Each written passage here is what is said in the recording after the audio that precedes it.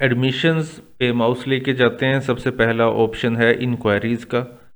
इसको क्लिक करेंगे तो इंक्वायरीज़ का पेज ओपन हो जाएगा। यहाँ पे आपको टेबल में इंक्वायरीज़ का जो पहले से डाटा मौजूद है वो शो हो रहा है। तो ये इंक्वायरी से मुराद ये है कि आपने उनका डाटा एंटर किया हुआ जिन्होंने पेरेंट्स ने आपके पास विज़िट किया, लेकिन अभी उनका एडमिशन फाइनल नहीं हुआ। तो बाद में आप उनसे कांटेक्ट कर सकें, इसलिए आप उनका रिकॉर्ड मेंटेन करते हैं। तो यहाँ पे न्यू इंक्वायरी ऐड करने के लिए ऐड स्टूडेंट इंक्वायरी का बटन है, इसके ऊपर क्लिक करेंगे। फॉर्म ओपन होगा, उसमें स्टूडेंट नेम लिख दें, आप जेंडर दे दें और यहाँ पे फादर नेम और फादर मोबाइल नंबर पुट कर दें।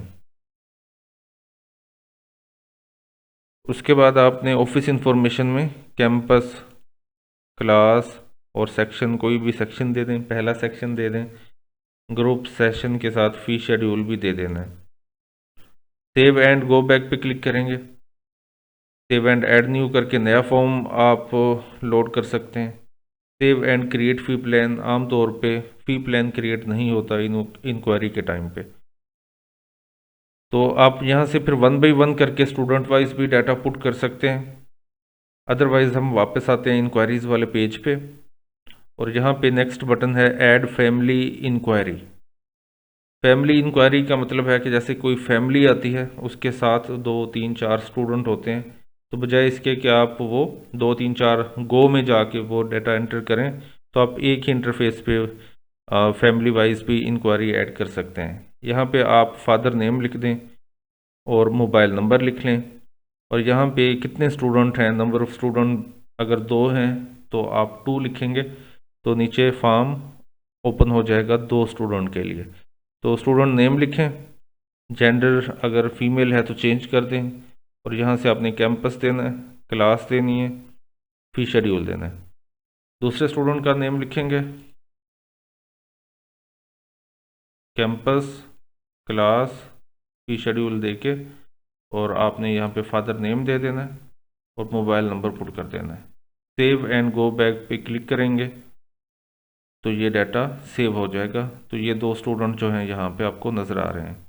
अब आपने क्या करना होता है कि इन दोनों को सिलेक्ट करें और यहाँ पे नेक्स्ट बटन है प्रिंट सिलेक्टेड इंक्वायरीज,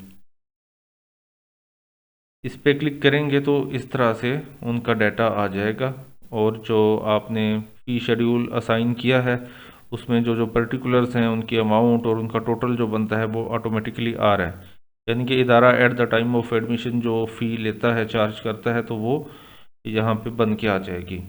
तो इसको आपने प्रिंट करना है और प्रिंट करने के बाद ये आप उन पेरेंट्स को दे देंगे कि आपके ये जो स्टूडेंट है उनकी ये फ़ी है क्लास की, और ये जो स्टूडेंट है ये जिस क्लास में है तो उनकी ये फ़ी बनती है, और एंड पे टोटल आ रहा है। तो ये जब प्रिंट बाहर आ जाएगा तो फिर अगर आपने उनको डिस्काउंट देनी है तो वो डिस्काउंट फिर आप यहाँ पे मेंशन कर सकते हैं कि यहाँ पे आप क्या डिस्काउंट दे रहे हैं, और उसके बाद बैलेंस जो है पेंसिल से आप लिख के उनको दे सकते हैं। फिर जब वो आएंगे ये पेज लेके वापस, तो उस टाइम पे फिर आपने आपके पास डाटा तो पहले से सिस्टम में ऐड हो चुका होगा, जस्ट आपने उनको इनरोल करना होगा, और जब इनरोल करेंगे तो तब फिर फाइनल जो फ़ी होगी तो उसके मुताबिक उनका फ़ी प्लान बनेगा। तो अब हम फ़र्ज़ करते हैं कि ये जो 2 स्टूडेंट ऐड किए थे, नेक्स्ट डे या उससे नेक्स्ट डे ये पेरेंट्स आ गए हैं, अब आपने इनको इनरोल करना है। तो इनरोल करने के लिए ये जो रिकॉर्ड है इसके सामने एडिट का बटन है, इसको प्रेस करेंगे और यहाँ पर फिर आपने मज़ीद जो उनकी इंफॉर्मेशन भी फैमिली की फ़िल कर सकते हैं, और यहाँ से करंट स्टेटस का एक ड्रॉप डाउन आ रही होगी, वहाँ से उसको इनरोल कर देंगे और अपडेट एंड गो बैक पे क्लिक करेंगे। अब देखें हम वापस आ गए इंक्वायरीज़ पे, तो वो स्टूडेंट जो है यहाँ पे यहाँ से अब शिफ्ट हो गया इनरोलमेंट में। अब ये दूसरा स्टूडेंट है, इसको भी एडिट करेंगे।